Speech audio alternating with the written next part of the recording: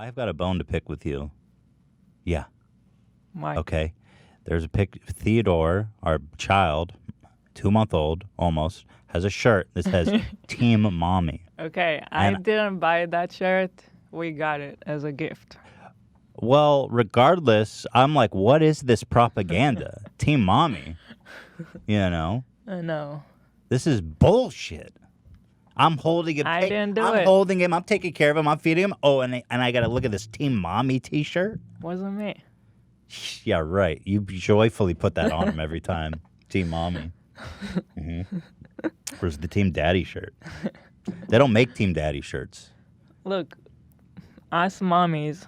Yes. Were pregnant. Yes. And delivered the boy. Mm-hmm. So we have credit for life, you know. It's propaganda. Team Mommy. It's Team Mommy for life. That's true. Yeah. Nobody likes dads. He likes you. Nobody likes dads. I saw this morning he smiled at you. Yeah, I didn't get a smile this morning. He gave me a big smile. It was very cute. It was sweet. You just walked into his vision and he smiled. That's true. He did do that. That was a beautiful moment. Cool. For me. He's just starting to learn how to smile. Yeah. So cute.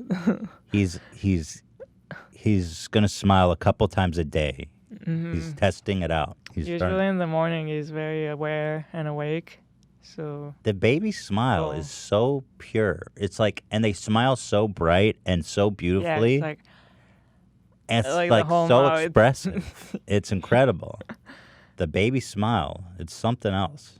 At first he was smiling from his sleep, like he kind of, when he would fall asleep, he would kind of smile. Mm-hmm. And I noticed the first times I saw him smile, even though I knew he was sleeping and not even looking at me, I immediately smiled back. It's like I couldn't even control it. Because it's a beautiful thing. Yeah. And also about emotional. The baby smile is the first time you see, well, first of all, your child smiling at you is just so endearing, but but it's the first time you see your child as like a human being in a sense, because for the first 2 months they're just, it's tough, man. It's just survival. It's just survival. There's not really bonding there. You're just taking care of a crying, shitting, pissing, eating machine. At first also you really don't know him, so you can't tell what he needs or what he's crying about. I feel like now we kind of can tell the difference between his different crying modes. There's like a cry because he's tired or because he's hungry. Yeah. And it takes time to know him. That's another thing that people that's hard to expect or to explain, is that when your baby is born, you guys are strangers. Yeah. There's not like, I don't know. I feel like that this is a bit of a myth that you have this immediate bond with your child. No. Because the baby comes out and you guys are strangers. You don't know each other. You've just met. Also, you're after labor. You're after 9 months of pregnancy. You're going through so much, and you're like, you need to recover yourself. You're barely yourself even. You're tired. You need to heal. Yeah. And then you have to take care of this creature too. So it's a lot of things together. It's not really like, perfect bonding time. No, not at all. Yeah, it takes a while before you can start feeling like you know your child, or that even is your child. For it's like it's surreal to even be like, oh, this is my son. Yeah. Because it just feels like you're taking care of a baby. I still don't really feel like, it's just still surreal. It's so new to me.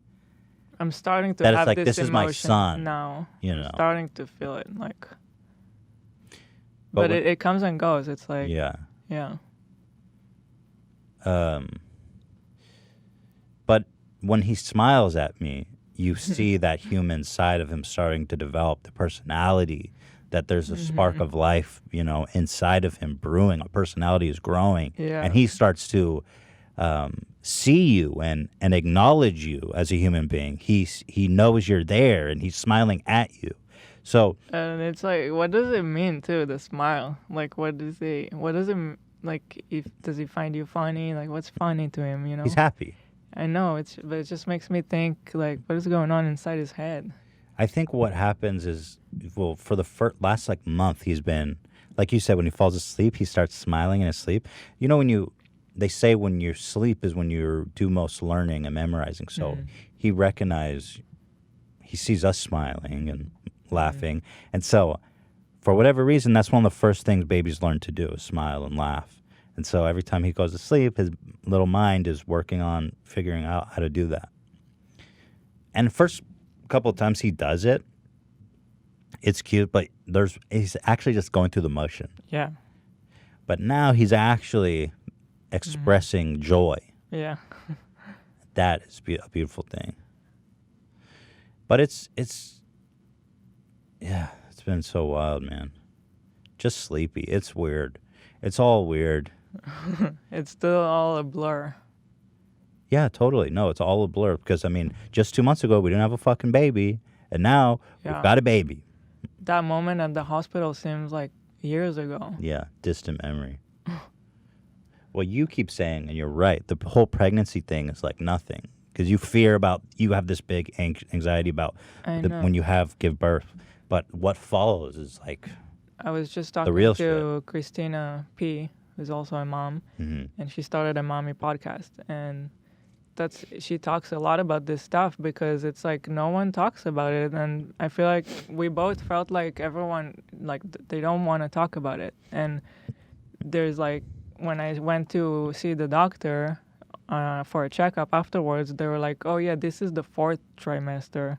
This is the real hard shit. And I was thinking, like, why all of a sudden I'm hearing it when I'm going for a follow-up? No one ever talked to me about what happens after the birth. Like, that is the real... That's what when you it need gets preparation hard. For. Yeah. Fuck the morning sickness and the epidural and all this shit. That's easy. Everyone was focusing so much about, like, am I prepared for delivery? What are my plans for delivery? Did I go to courses? That shit's so stupid. It happens. You've got a million doctors. And also you can't really plan so much because at the end of the day, whatever happens, happens, and you got to go with it. Exactly. You know, you have no control. It just happens. Yeah. Yeah. You have to just go with it at the end of the day. But you know what's the real challenge? When you've got a baby that's been crying for 20 hours straight, screaming in your fucking face. And you have no idea what to do. Screaming in your fucking face. And you are losing your mind. That's the real shit. Mm-hmm. There's been a couple of times where I've just been like, I'm holding Theodore. He's screaming. You know, the first couple of nights were just, and I'm like, I'm so frustrated because I'm like, I don't know how to help you. Yeah, and you want to help. And he's like, you start to feel like a failure because you're the parent and you can't even help him. You don't even know why he's crying or what to do. Yeah. And also, on top of everything, both of us don't even have time to be ourselves or to pay attention to each other. Like, and you're not the relationship is all weird. It's like you don't have time to watch stuff like we used to or hang out. It's just everyone is in survival mode. Mm-hmm. Right. I mean, it's getting easier now because now we know the baby and well, he's older. We're making it through the tough part. I feel like, you know. Yeah. He's almost 2 months now. I think that's a big difference. Dude, the first 2 months are fucking so mental. It's by like the first couple of days are insane. The first week is rough. The first month hard, and then it starts to kind of like. I feel like it's just starting to get easier. Maybe this week. Yeah. Because, well, on top of everything you said, it's just he is very demanding because he's just crying all the time, and and Theodore specifically, he's got to be one of the toughest babies. He's colic, he has gas issues. He spits up all the time. Yeah. He's gassy, so he's uncomfortable and crying all the time. He's like a farting machine, a burping machine. So the gas in their little tummies and intestines hurts them because they're so little. It's, you know, when you have like painful gas, so they feel that all the time. And Theodore's got to be one of the toughest kids, man, because he is just. You would feed him, and he'll eat it up, and then he's just miserable afterwards because he's in pain. Yeah, which is so... It's such a bummer because you feel like you fed him, he should be happy now, and it's not like that. then he starts to have gas, and then Yeah. he needs to burp, so he's crying because he needs to burp. Then he was spitting up And like a then fuckload. He would spit up a lot and still cry, and then we don't know, does it mean that he wants more food now? Or is there he still gassy or more does he want more burps food? to come out? I don't know. Because a lot of times we're like, oh, he just needed more food. We're like, oh, yeah, we figured out. He just, when he cries, he wants more food. But then not always. Not always. Yeah.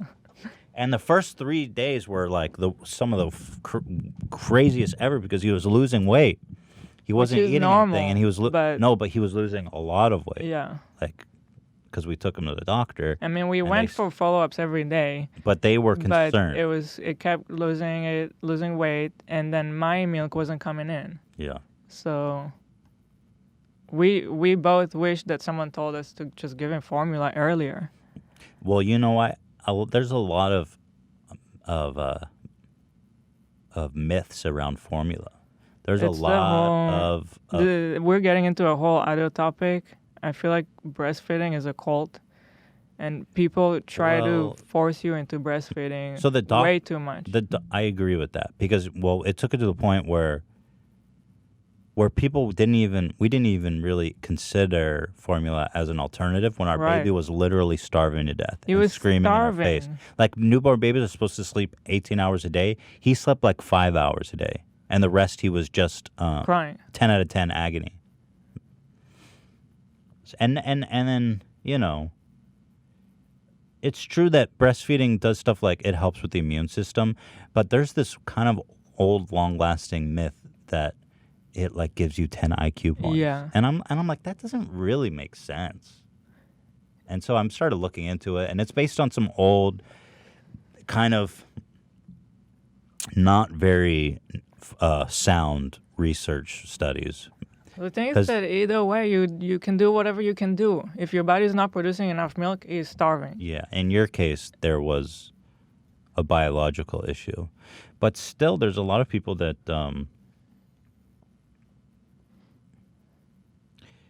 well, at any rate, I agree that you just got to do what you got to do.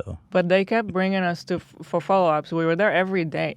After delivery, like I was, would like to stay at home and heal and stay with him, but every day we had to go back there. And everyone in the hospital, all they would talk about is breastfeeding. Let me see your nipple. Your nipple looks fine. There's no reason. He's latching. Everything is fine. Yeah. Well, okay, he's latching. He's on me for 2 hours and he's still crying. Yeah. Now I know that he was starving. Yeah.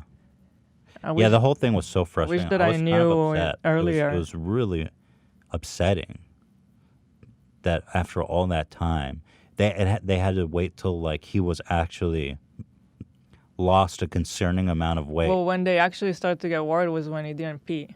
Oh yeah, he didn't pee for like 2 fucking days.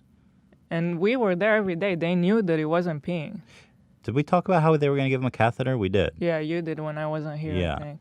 And, it's like, hello, of course he's not peeing. He's not fucking drinking anything. I don't know. It's annoying. And they have these people there that are like lactation specialists. Yeah. And I thought these motherfuckers were doctors. They're just some women. Yeah. They're not doctors, dude. Just all they did was talk about my nipples. Yeah, they were raving about Hila's nipples. It was so weird. Every single person that saw Hila's nipples was like, you have beautiful nipples. You have perfect nipples. So Every weird. single person. And we go to a new person, and then they would look at Hila's nipples, and unprompted, without talking to anyone else, would be like, Hila, or you have beautiful, perfect nipples. My nipples are normal. It's regular. No, you have beautiful, perfect nipples. No. You got some big-ass fucking, like I said, handlebars. No. No, but it's true. When you gave birth, I'm looking back at it, I get annoyed. Yeah. Because what is this cult? It's the breastfeeding cult. It is, and it's at the hospital, which makes me really upset. Because people at the hospital should worry about the kid, not about breastfeeding. Well, and also if he's starving, tell me to give him formula because I don't know what I'm doing. And the doctor never. This was all from these consultants. Who are just ladies. They're not even nurses. I figured they were fucking... I think they offload this work onto these pseudo doctors, these breast lactation specialists, because the nurses and doctors don't have time to talk about this bullshit. And so they undergo some training courses, and that's it. Yeah. And we all know that it's preferred, but I mean, my God. Of course, I wanted to. Anyway.